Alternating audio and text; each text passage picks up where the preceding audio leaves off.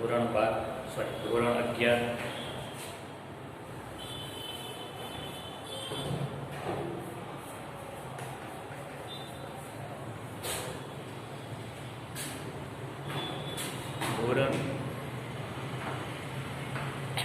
11 commerce, વિષય અર્થશાસ્ત્ર, પ્રકરણ 5 આવક અને ખર્ચના ખ્યાલ. અગાઉના પીરિયડની અંદર આપણે વાસ્તવિક ખર્ચ, વૈકલ્પિક ખર્ચ, નાણાકીય ખર્ચો વિશે જોઈ ગયા, જે ખર્ચના ખ્યાલો છે. ત્યારબાદ સ્થિર ખર્ચ, અસ્થિર ખર્ચ વિશે જોઈ ગયા. સરેરાશ ખર્ચ, સરેરાશ સ્થિર ખર્ચ, સરેરાશ અસ્થિર ખર્ચ અને સીમાંત ખર્ચ વિશે જોઈ ગયા. ત્યારબાદ આવકના ખ્યાલોની અંદર આપણે કુલ આવક, સરેરાશ આવક અને સીમાંત આવક વિશે જોઈ ગયા. ત્યારબાદ કુલ ખર્ચ, સરેરાશ ખર્ચ અને સીમાંત ખર્ચ વચ્ચેનો સંબંધ જોયો આપણે. અને ત્યારબાદ આવકના ખ્યાલની અંદર આપણે છેલ્લે જોયું હતું આપણે કે પૂર્ણ હરીફાઈવાળા બજારની અંદર કુલ આવક, સરેરાશ આવક અને સીમાંત આવક એ જોઈ ગયા આપણે. તો એની અંદર ખાસ આપણે જોયું વિદ્યાર્થી યાદ રાખવાનું છે કે પૂર્ણ હરીફાઈવાળા બજારમાં ઉત્પાદકે એટલે કે પેઢીએ વસ્તુની કિંમત ઘટાડવી પડતી નથી, કારણ કે બજારમાં પૂર્ણ હરીફાઈ છે. એટલે વસ્તુ વેચવા માટે પેઢીઓ, ઉત્પાદક એ બજારથી સંપૂર્ણ વાકેફ છે. અને એવી રીતે ખરીદનાર પણ, ગ્રાહક પણ બજારથી સંપૂર્ણ વાકેફ છે. અને એટલા માટે બજારમાં વસ્તુની કિંમત ઘટાડવી પડતી નથી. એ પૂર્ણ હરીફાઈવાળા બજારમાં જોવા મળે છે. હવે જોઈએ આપણે અપૂર્ણ હરીફાઈવાળું બજાર. શું? અપૂર્ણ હરીફાઈવાળા બજારમાં કુલ આવક, સીમાંત આવક અને સરેરાશ આવક.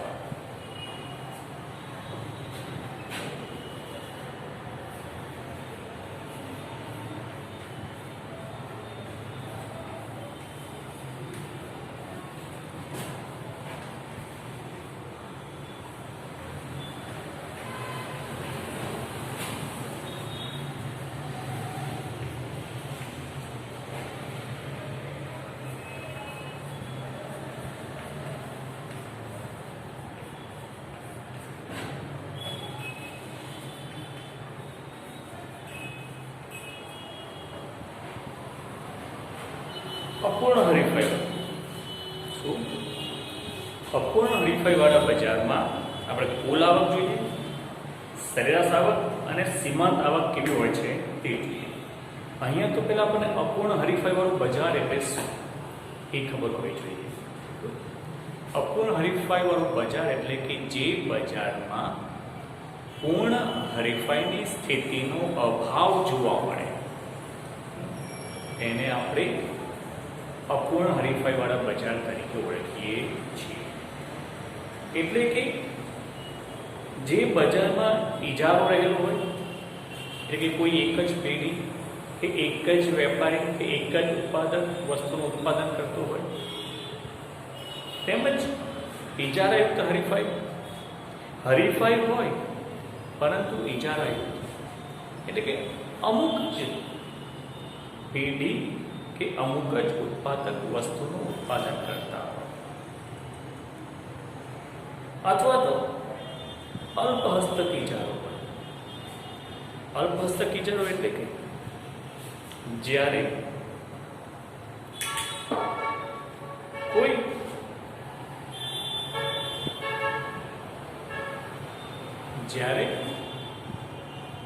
થોડીક અલ્પ એટલે બહુ ઓછી સંખ્યા, 2 કે 3 કે 4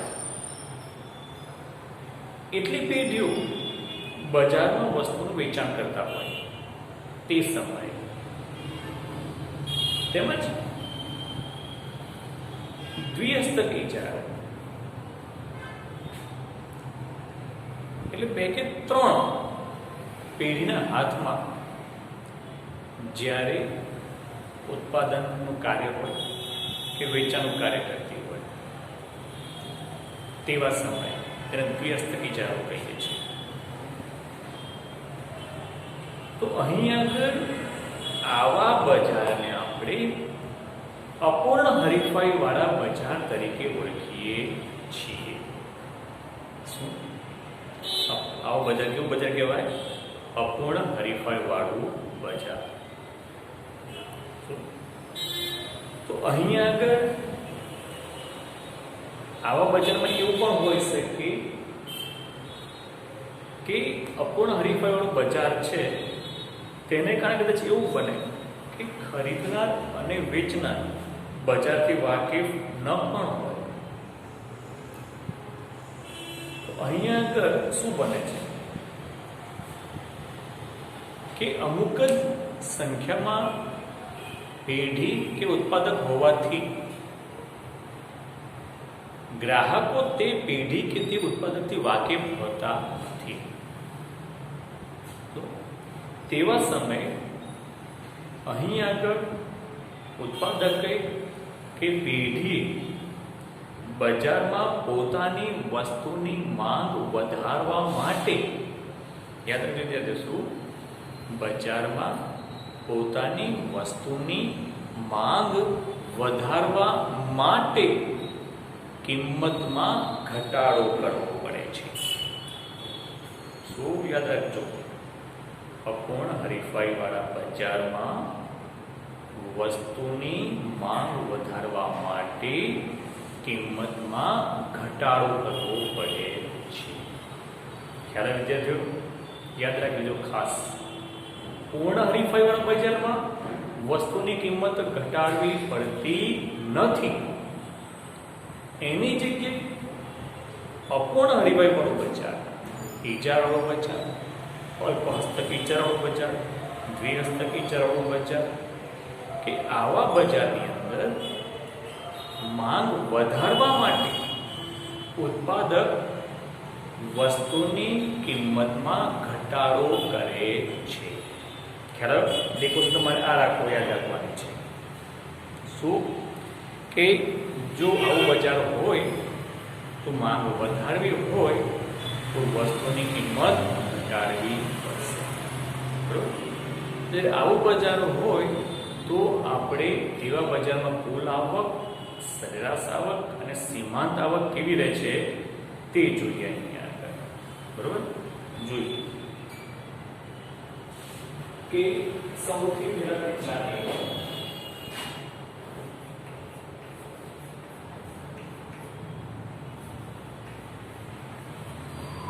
વસ્તુની કિંમત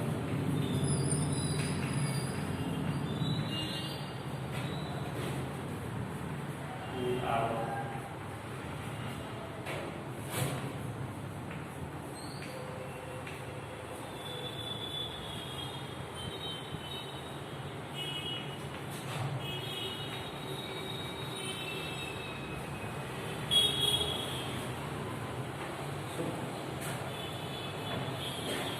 જોવાનું છે.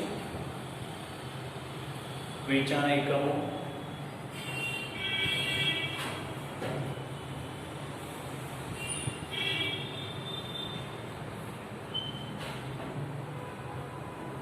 અહીંયા આપણે યાદ રાખવાનું છે કે અપૂર્ણ હરીફાઈ વાળું બજાર છે તો વસ્તુનું વેચાણ જેમને વધારવું હોય તો તમારે વસ્તુની કિંમત ઘટાડવી પડે છે. શરૂઆતમાં તમે કિંમત 10 રાખી હોય તો પછી 9, 8, 7, 6 અને 5 આ કિંમત તમારે રાખવી પડે છે. એટલે વસ્તુની કિંમત તમારે ઘટાડતા જવી પડે છે. બરોબર? એની ઉપરથી આપણે આવકો કેવી લે છે? કુલ આવક. કુલ આવક એટલે શું? વસ્તુની કિંમત ગુણ્યા વેચાણ એકમ. કુલ કુલ આવક થશે 10. અહીંયા આગળ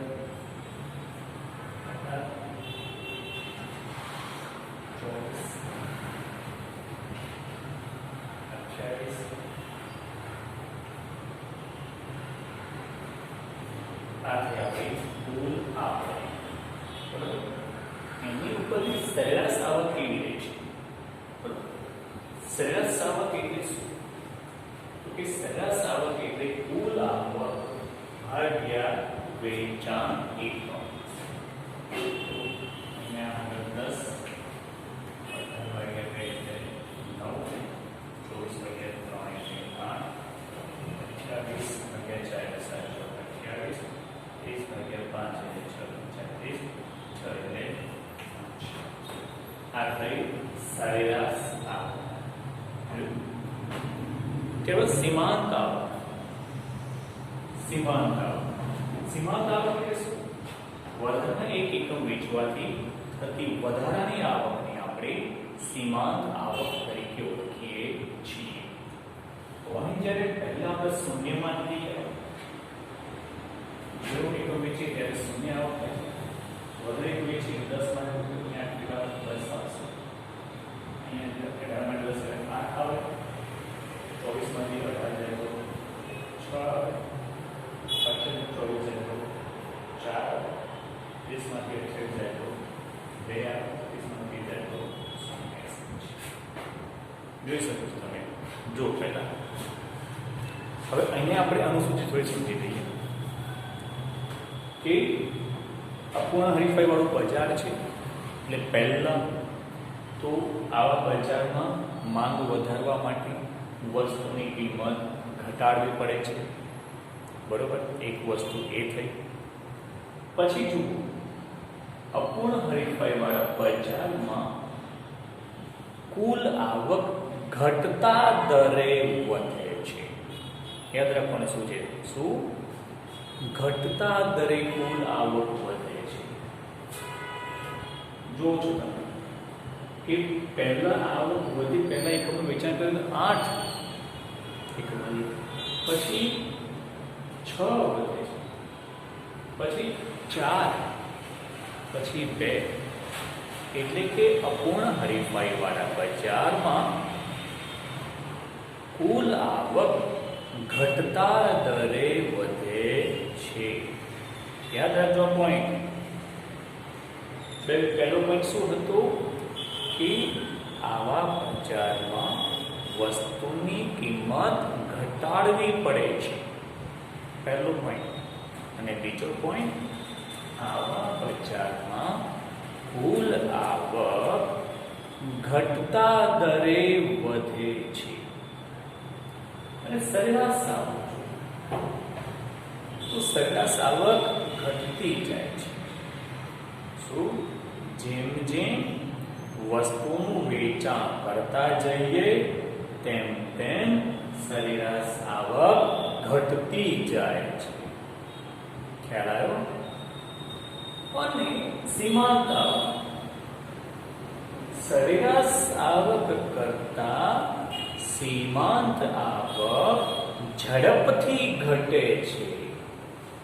તો 4 પોઈન્ટ થયા છે. 4 પોઈન્ટ યાદ રાખવાના છે. ખ્યાલ આવ્યો? સરેરાશ આવક ઘટે છે, કુલ આવક ઘટતા દરે વધે છે, સરેરાશ આવક ઘટતી જાય છે, પરંતુ તેની સામે સીમાંત આવક સરેરાશ આવક કરતા ઝડપથી ઘટે છે. ખ્યાલ આવ્યો? આ પોઈન્ટ ખાસ યાદ રાખવાનો છે. બરોબર. આ અનુસૂચિ યાદ રાખીને ચોપડીમાં નથી આપી. હવે આની ઉપરથી આપણે આકૃતિ દોરવી. બરોબર.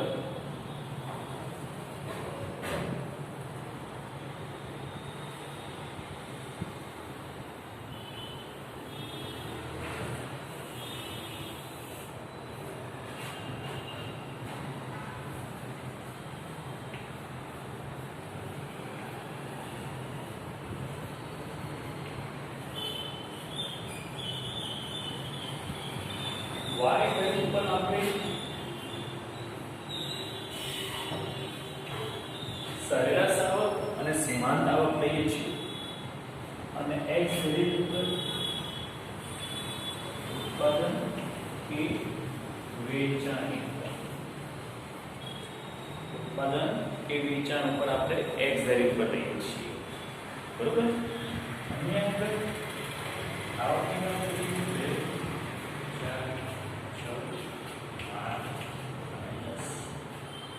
સરેરાશ આવક અને સીમાંત આવક બરોબર અહીંયા આપણે વેચાણ કિંમત 2 3 4 5 તમે જોઈ શકો છો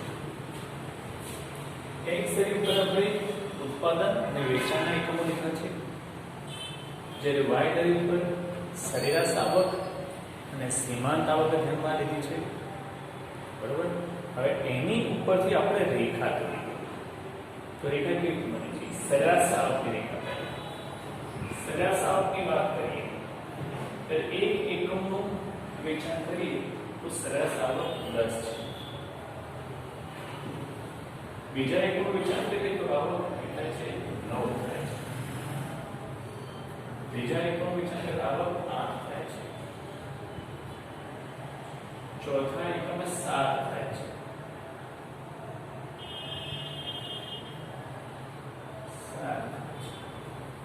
પાંચમા એકમે 6 થાય છે છઠ્ઠા એકમે 5 થાય છે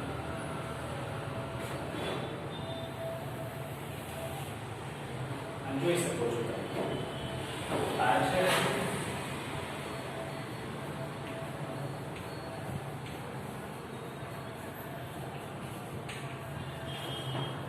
સરેરાશ આવક રેખા શું જેમ જેમ વસ્તુનું વેચાણ વધારતા જઈએ તેમ તેમ આપણી સરેરાશ આવક ઘટતી જાય છે એટલા માટે તે ડાબી બાજુથી જમણી બાજુ ઉપરથી નીચેની તરફ ખસે છે બરાબર સીમાંત આવક સીમાંત આવક રેખા કેવી બને છે તે જોઈએ તો સીમાંત આવક એક એકમનું વેચાણ કરીએ ત્યારે આવક 10 છે બીજા એકમનું વેચાણ કરીએ તો આવક 5 થઈ જાય છે ત્રીજા એકમનું વેચાણ કરીએ તો આવક 6 થઈ જાય છે ચોથા એકમનું વેચાણ કરીએ તો આવક 4 થઈ જાય છે પાંચમા એકમનું વેચાણ કરીએ તો આવક 2 થઈ જાય છે છઠ્ઠો જાય છે 0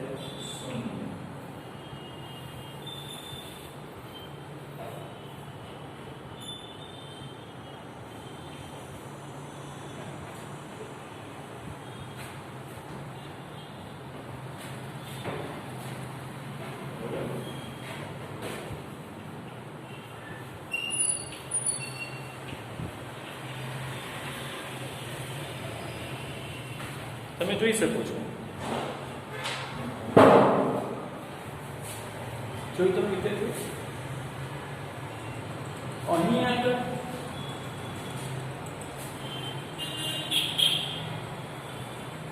અપૂર્ણ હરીફાઈ બજારમાં જોઈ તમે કે સરેરાશ આવકની રેખા એ સીમાંત આવકની રેખા કરતા ઉપર છે એના પરથી સાબિત થાય છે કે સરેરાશ આવકનો ઘટવાનો દર ધીમો છે અને જ્યારે સીમાંત આવક ઘટવાનો દર વધુ છે બરોબર અનુસૂચિ જોઈ લો બધા ધ્યાનથી ખબર અનુસૂચિ બનાવવાનો જાતે બનાવવાનો પ્રયત્ન કરવાનો છે તમારે અનુસૂચિ ઉપરથી આપણે આકૃતિ દોરીએ છીએ આપણે એટલે અનુસૂચિ તમારે યાદ રાખવાનો પ્રયત્ન કરવાનો છે અનુસૂચિ યાદ રાખજો બરોબર અહીં આગળ આવી રીતે અપૂર્ણ હરીફાઈ વાળા બજારમાં કુલ આવક ઘટતા દરે વધે છે, સરેરાશ આવક ધીમી ઘટે છે, પણ સીમાંત આવક ઝડપથી ઘટે છે. હવે બીજી વસ્તુ, આવા બજારમાં સીમાંત આવકનો ઘટવાનો દર સરેરાશ આવક કરતા ઝડપી છે. બરોબર? પોઈન્ટ બધા યાદ રાખતા રહીશું. જોઈ લો એકવાર.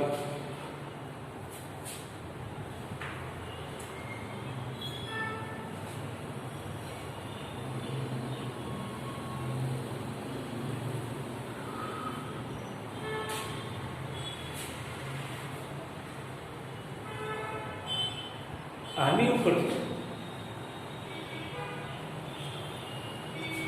શું ઉત્પાદકે ક્યારે કયા બજારની અંદર વસ્તુના એકમોનું વેચાણ કેટલું કરવું તે નક્કી કરવા માટે આ આવક અને ખર્ચનો ખ્યાલ ઉપયોગી છે. બરોબર? યાદ રાખજો વિદ્યાર્થીઓ. બરોબર? અચ્છા, આપણે આટલું રાખીએ છીએ. અહીંયા આગળ તમારું આ ચેપ્ટર પૂરું. શું? ચેપ્ટર નંબર 5 અહીંયા આગળ પૂરું થાય છે. તો તમારે આજનું હોમવર્ક અપૂર્ણ હરીફાઈવાળા બજારને લખવાનું છે અને તૈયાર કરવાનું છે. આવા બજારની અંદર પૂર્ણ અપૂર્ણ પે આજે જે ચલાવ્યું આપણે ખાસ કે આ અપૂર્ણ હરીફાઈવાળા બજારમાં કુલ આવક, સરેરાશ આવક અને સીમાંત આવક કેવી હોય છે તે તમારે તૈયાર કરવાનું છે. બરોબર? આજે આપણે આટલું રાખીએ છીએ. અહીં તમારું આ ચેપ્ટર પૂરું થાય છે. બરોબર? આવતા પીરિયડમાં આપણે ચેપ્ટર નંબર 6 જોઈશું, બજાર. તો તમે ચેપ્ટર નંબર 6 પણ થોડું વાંચી લેજો એટલે તમને ખ્યાલ આવે. ખાસ જે ચાલે એની પહેલાં તમે અગાઉ તમે વાંચેલું હશે તો તમને થોડો વધારે ખ્યાલ આવશે. બરાબર? તો આ વસ્તુ તમારે લખવાની પણ છે. તમારે નોટ્સ પણ તૈયાર કરતા રહેજો જેથી તમને અમુક વસ્તુ યાદ રાખવામાં સરળ થાય. બરાબર? આજે આપણે